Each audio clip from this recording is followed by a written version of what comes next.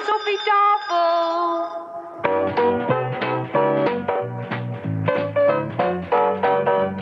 The makers of Epic Pure Sunflower Oil, Purine and Pret Cooking Fat, Yum Yum Peanut Butter, Maple Margarine, and Niblets Cheese Twists present the Epic Casebook.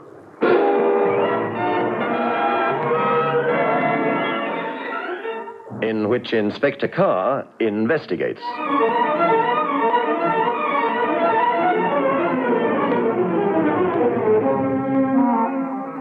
Good evening. I remember when I was a young sergeant, keeping more regular hours than I did when I became an inspector, wondering about a shriveled old lady I used to see walking down Vine Street during the winter months. As she would clutch her faded finery against the cold wind, a single ostrich feather would droop from a ridiculous little hat kept on top of her head by means of a hat pin.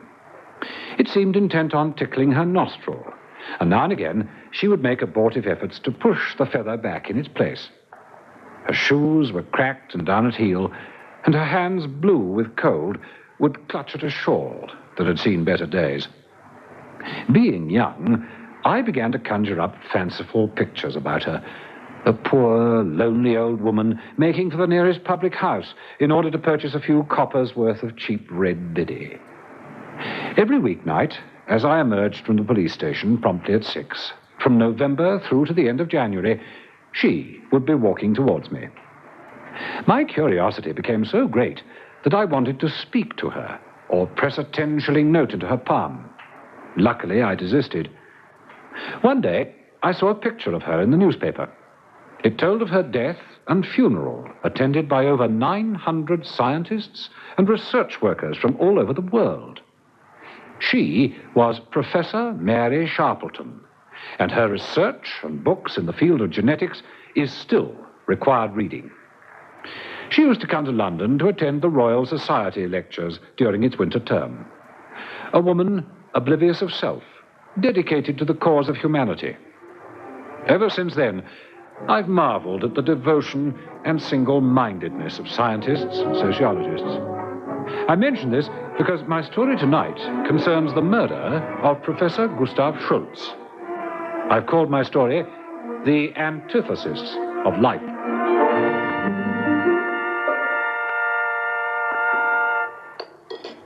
What are you eating? Peanut butter sandwich.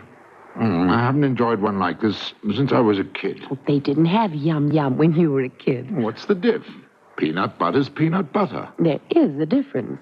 I can't bear peanut butter to stick to the roof of my mouth, and Yum Yum doesn't. It's extra creamy all the way down the jar. Too smooth.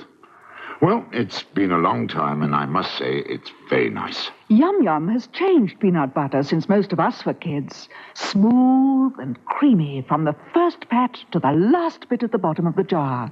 No wonder little boys, and dads too, enjoy scooping it out by the fingerful. Kids today have everything better, don't they?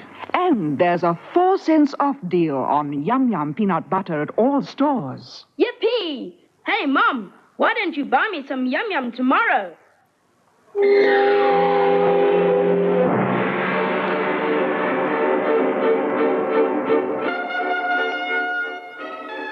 At the time he met his death, Professor Schultz was reading a paper at the Royal Society on the relationship between ancient taboos and modern biochemical developments. And so it will be seen that when Freud wrote his book Totems and Taboos, he was so preoccupied with the id and the subconscious that he failed to take into consideration the ever-changing chemical structures within the human psyche. Excuse me, please. Oh, here, let me do it for you, Professor. There we are. Dankeschön.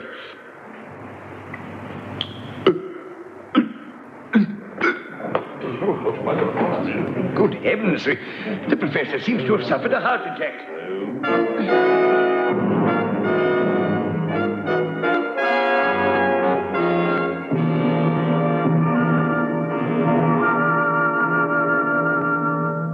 But it was not a heart attack in the accepted medical sense. His heart gave out all right. Professor Schultz died from swallowing a lethal dose of poison. Professor Wilson, who presided over the proceedings, realized what had happened almost immediately. He communicated with the police. His was the solitary figure as I arrived at the hall. Inspector Carr, Scotland Yard. Oh, thank goodness you're here. I didn't know what to do for the best. Poor Schultz. I decided to send everyone back to their place of residence. There are 75 delegates attending this Congress, most of them from overseas. I did not convey to them my suspicions that Professor Schultz had been murdered. I thought it prudent to be equivocal.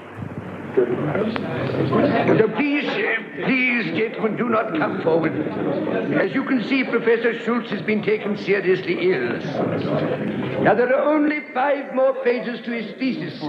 Copies of his paper will be distributed to you all at tomorrow morning's session. Professor Marchbanks, would you please give me a hand? As you'll see, Professor Schultz is slightly built. Marchbanks and I had no difficulty in carrying his body to the antechamber. According to the statement you gave over the telephone, you say that this gentleman sipped at a glass of water and slumped forward. There were immediate symptoms that the water contained poison? Oh, no question about it. As you'll see when you look at the body, it was fortunate that the platform is some 8 feet away from the first row of seats. Why fortunate, Professor? The delegates could not see Schultz's face as he slumped forward. It might have caused some sort of panic. Oh. Certainly the fact that a murder has been committed at the Royal Society and that the victim was the eminent Professor Gustav Schultz would have been broadcast all over the world. If you're correct in your diagnosis, and I would not question it for 1 second, Professor Wilson, the Society is in for a spate of publicity. I mean, it isn't often that murder that's just it, Inspector. Does the news of the murder have to leak out? These things can never be kept secret. Professor Marchbanks is at this very moment telephoning Germany, notifying Frau Schultz that her husband has collapsed and died. If we can keep it from the public until we've found out how the poison got into that glass, I'd be grateful. Well, I can understand your concern for the good name of the Society, and that the dignified proceedings of your Congress should not be unduly disturbed. Good heavens, it isn't that, Inspector. Just that as President of the Royal Society, and at the same time as your most obvious suspect... Oh, just a minute. Why do you say my most obvious suspect? Well, I've told you. I was the one that poured that water from the jug into the glass and handed it to him. Frankly, I'm concerned for the dignity and reputation of the Royal Society, and more selfishly, my own position. I've heard of your work, Inspector, and I'm hoping and praying that before news of this murder leaks out, you'll have apprehended the monster who caused Professor Schultz's death. That's why I asked everyone to leave, including the caretaker. Mm-hmm. I take it you've examined the jug and the glass containing the poison? Yes, Inspector, if you'll come with me.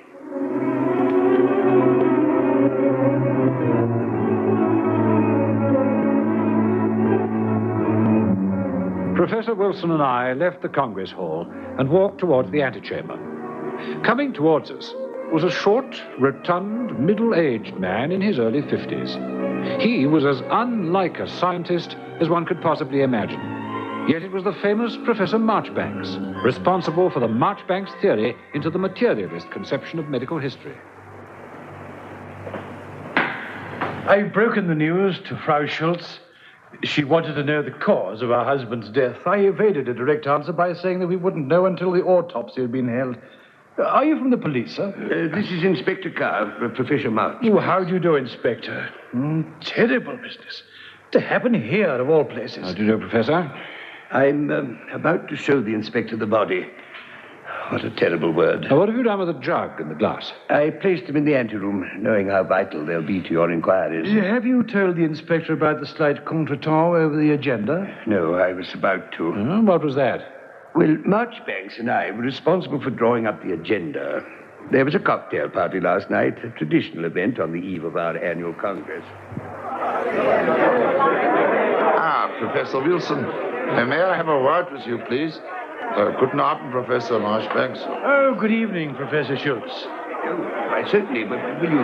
No. It concerns Professor Marchbanks. You two constitute, how you say, the steering committee, no? Yes, Professor. Oh, by the way, how do you find your hotel? Adequate? Let us not indulge in trivialities. I see that you have down here Professor Henderson to speak at 9 o'clock, and I will read my paper at 11 after the tea recess, no? Yes, that's right. Marchbanks and I thought that... No. But why? Have you not read his critique of my book? The man is a charlatan. He claims to a scholarship he does not possess. Only in this country could Henderson become professor. They reprinted his article in Der Spiegel. Now, in my country, I was made... Before you go on, Professor Schultz, Norman Henderson happens to be my son-in-law. And there's no more gifted man in his field. If you're questioning either his integrity or his qualifications... If he speaks first, it means we are both on the platform together tomorrow evening. Tomorrow morning. Now, this I will not tolerate. I've already written to the association expressing my disgust at such cheap scientific journalism. Now, look here. Henderson's not only Wilson's son-in-law, he's a dear friend of mine. And I'm not going to stand here listening to you running... on, Marchbanks.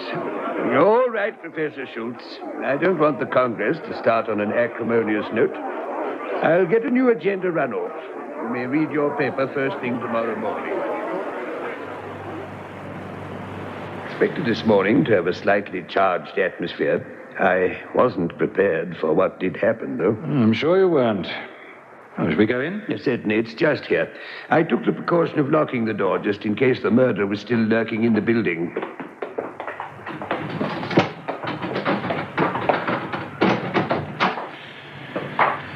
I cannot pretend that I find the Herr Professor a man of endearing charm, but to have this happen to him...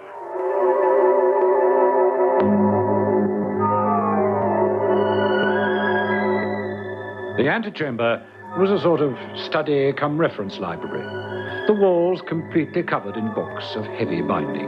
Obviously, learned tomes ready to be used by members of the society requiring items for reference. Sprawling in a large armchair was the lifeless body of the German delegate. It did not require any training in medicine to appreciate the fact that he'd been poisoned. The blue tinge around his lips and nostrils, the slight bubbles of froth at each end of his mouth told the tale all too clearly. On a small table near the body was a half-filled jug and a glass containing a minute amount of liquid. I assume the glass fell from his hand as he collapsed. Yes, Inspector, but there remained sufficient liquid for laboratory analysis. Good. And the jug? If you say that you poured the water from the jug... Just a minute, Inspector. Smell this jug. Huh? There's no smell of almonds or any other kind of acid. Now, smell this glass. Mm-hmm. It's not almonds. That's extraordinary smell. It's almost like stale cabbage. Yes, Inspector Carr. That's how we describe the smell of parricide. It's 10 times deadlier than cyanide. Now, do you see why I'm apprehensive for my reputation? Honestly, Wilson, no one's going to... Just a minute, sir. Tell me about the parricide. Well, it was discovered during the early part of the war. Professor Coble at Oxford discovered that, given the right amount of humidity, one could produce from the fungus an acid which, when mixed with a certain agent, produced what we now know as parricide. It was used to poison wells by our special agents acting behind the lines. Many a poor blighter swallowed the capsule rather than fall into the hands of the Gestapo. You say that the professor was giving his lecture, paused to get a drink of water. Oh, but you did it for him, You picked up the jug and the glass, poured the water into the glass. It must have contained a minute spot of parricide. You didn't see it? Inspector, except for its smell, which one would hardly notice in the midst of a lecture, a parricide is completely colorless. And so the $64 question is, who put the parricide in the glass, when, and why?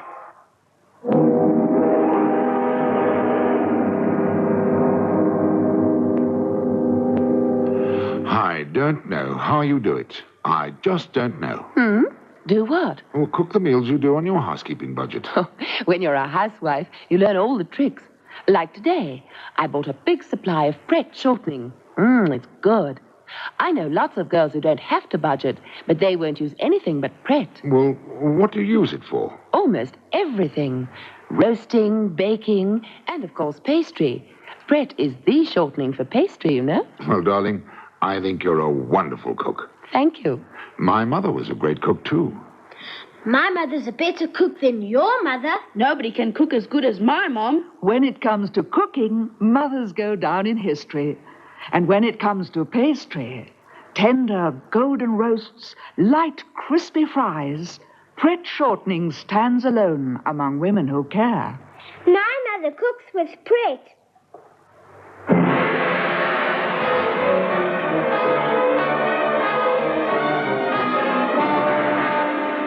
There was little more I could do at the august building that housed the Royal Society. Having arranged for the corpse to be removed to the police mortuary so that our own surgeons could examine it, and the jug and glass to be sent to our forensic laboratories, I returned to Scotland Yard. By then it was almost lunchtime, with the midday racing editions containing news of Schultz's death. Read all about it. Royal Society delegate drops dead. Sudden death of German professor. Read all about it. Yeah. Oh, hello, Inspector. Hello. Some professor collapses. You'd think all these scientists would know how to live forever, wouldn't you? A problem that has escaped man since time immemorial. Oh, blimey, Inspector. You are being a bit... Royal Society-ish, would you say? It does get infections. What's that, infectious? Never mind. I'm thinking of poison.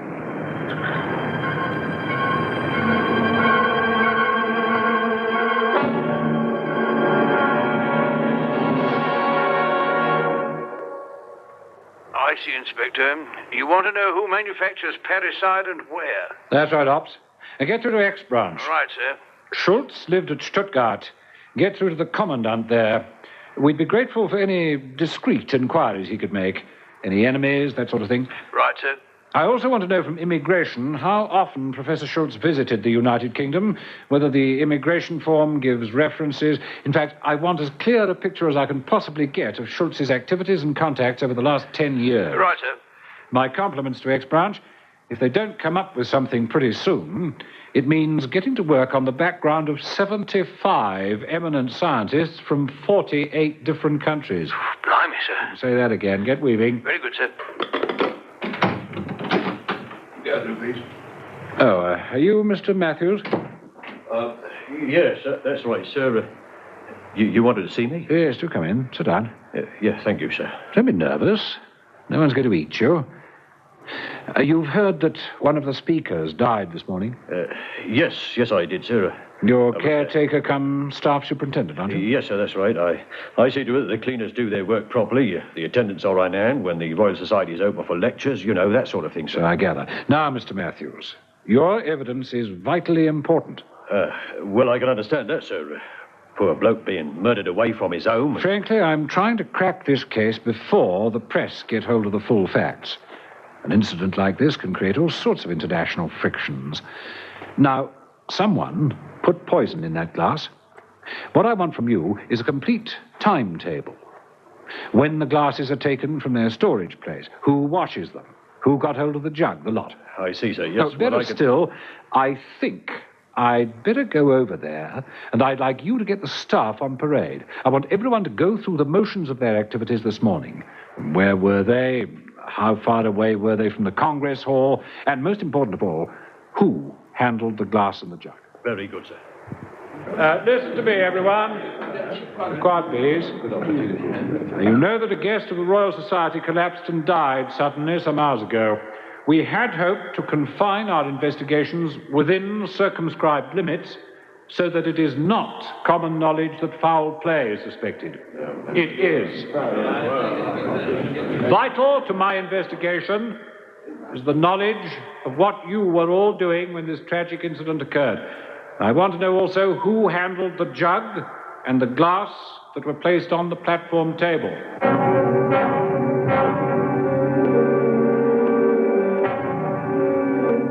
And so, urged on by Matthews, the staff mimed their actions earlier that day. It seemed that one man handled the glass containing the deadly poison. Now you say, Buckley, that you took the glass and the jug from that cupboard, walked over to the sink, washed and dried them, half-filled the jug with water, placed it on that silver tray, carried it to the Congress Hall, and placed it on the table. Is that right? Yes, sir, that's right. And you say that you're sure that the tray was placed on the table at 9:15. I'm sure of it, sir, yes. You see, I was due to start cleaning the West Wing at 9 o'clock, and I looked at my watch and said, blimey, I'd better get a move on if I want a cup of char first. And you never came back to the Congress Hall? No, sir, I never. Thank you. Sir. Well, thank you, Mr. Matthews. I think that's about all. I must check these timetables against the times given me by the President. You say, Professor Wilson, that the Congress commenced at 9 o'clock. Yes, that is so. I'm now convinced that the glass was tampered with at the Congress Hall. Who was the first to arrive at the hall? Let me see. I was... Oh, no. Marchbanks. He was already on the platform when I got there. What time did you get there? I'd say about 5 to 9. Did you touch the glass or the jug at all before you opened the proceedings, I mean? No, I just made sure it was there. I didn't want another altercation with the worthy professor. What do you mean? Oh, he was rather Teutonic in his reminder at the cocktail party. Auf Wiedersehen, Professor Wilson. Here's your coat, sir. Danke schön. Good night, Professor. We'll see you in the morning. Yeah, my lecture. The condition of my mouth when I speak, it gets very dry. Please make sure there's fresh water. My dear Professor, there's always fresh water on the conference table. Is there not, Matthews? Always, sir. I see. And you say that Professor Marchbanks was already at the hall when you arrived? Yes, he was.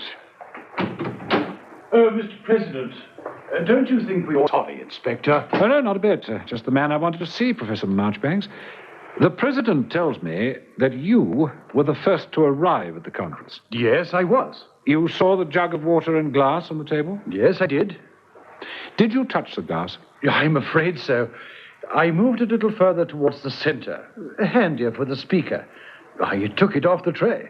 I see. I'm sorry, but Then it must have been yours. There are 3 distinct fingerprints and 1 rather smudged. That makes 4 in all.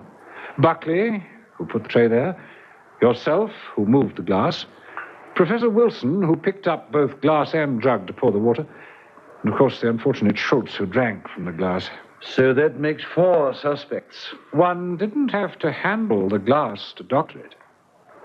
Thank you, gentlemen. I trust that neither of you will be leaving London for the time being. I'm almost certain to want to question you again.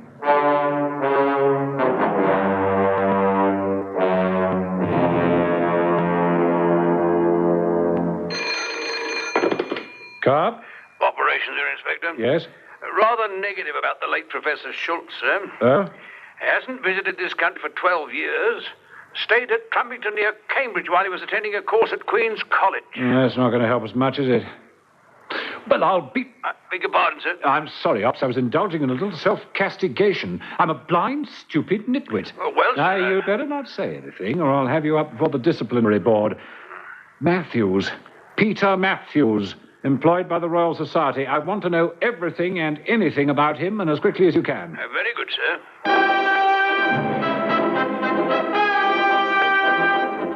It had to be. There was no other reasonable explanation. For the rest of the day, I went through the motions, pursuing my investigation, checking on all the delegates, the staff, receiving reports from ex-branch. Yet deep down in my heart was the knowledge that the answer to the mystery of who killed Professor Gustav Schultz could be supplied by one man. Well? Peter Matthews. That's the man. What did you say, sir? I'm sorry. Well, what have you got? Peter Matthews. Employed before the war as a trainee scaffolding engineer. Conscripted in the army in 1941, taken prisoner in 1943. Released by American forces in 1945. Not enough, Ops. Not half enough. Where did he serve in the army? Where was he taken prisoner? And by the same token, where was Professor Schultz during those years? Because I want motive, man, motive. It had to be. It was beyond all credence that men such as Professors Marchbanks and Wilson would plot and execute a murder in the august precincts of the Royal Society.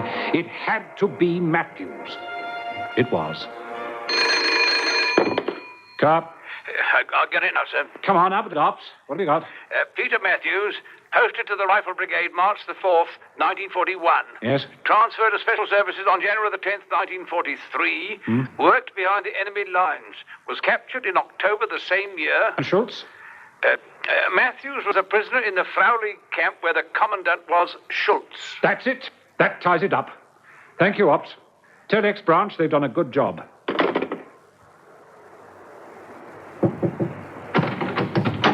Ah, Professor Wilson.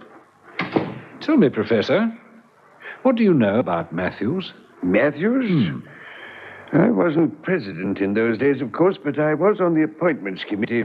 The authorities had difficulty in finding situations for some of our poor lads who had been tortured during their imprisonment.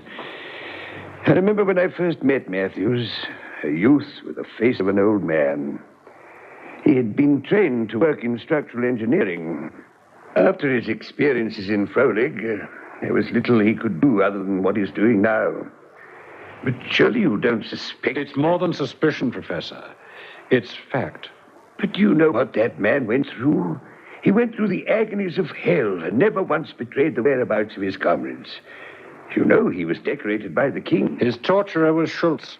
If he didn't do the actual torturing, he was in command. There's no point in denying it, is there, Inspector? You figured it all out, chapter and verse.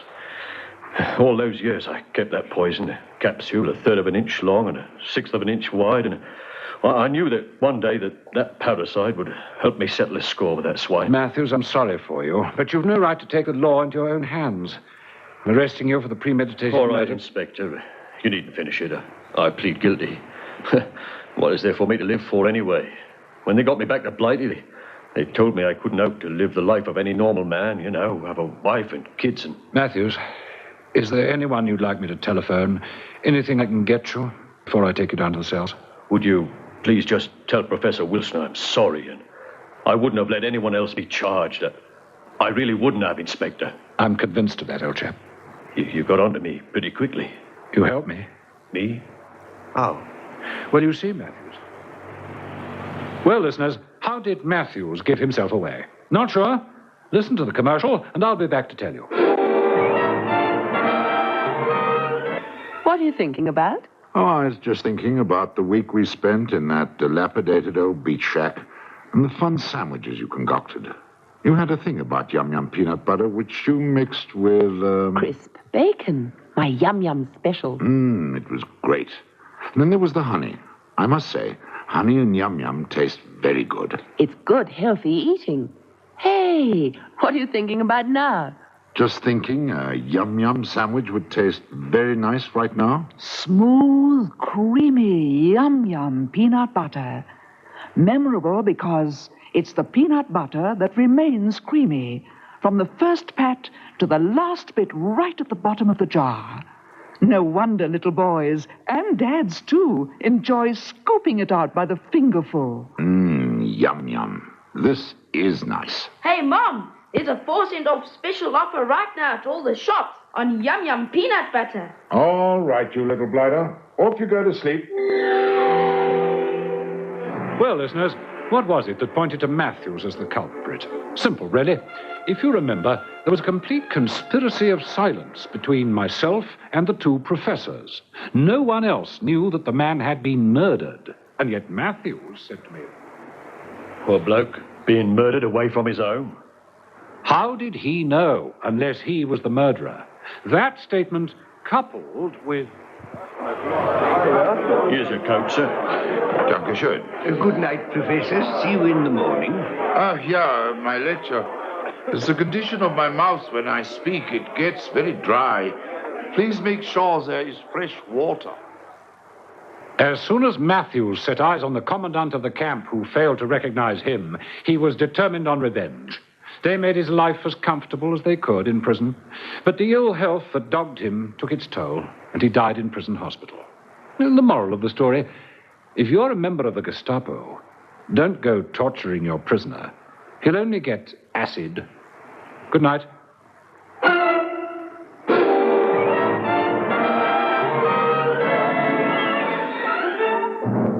The Epic Casebook was produced by Michael Silver for the makers of Epic Pure Sunflower Oil, Maple Margarine, Yum Yum Peanut Butter, and Niblets Cheese Twists, with Hugh Rouse as Inspector Carr. Listen again next Thursday night at 9:30 to another exciting story from our Epic Casebook.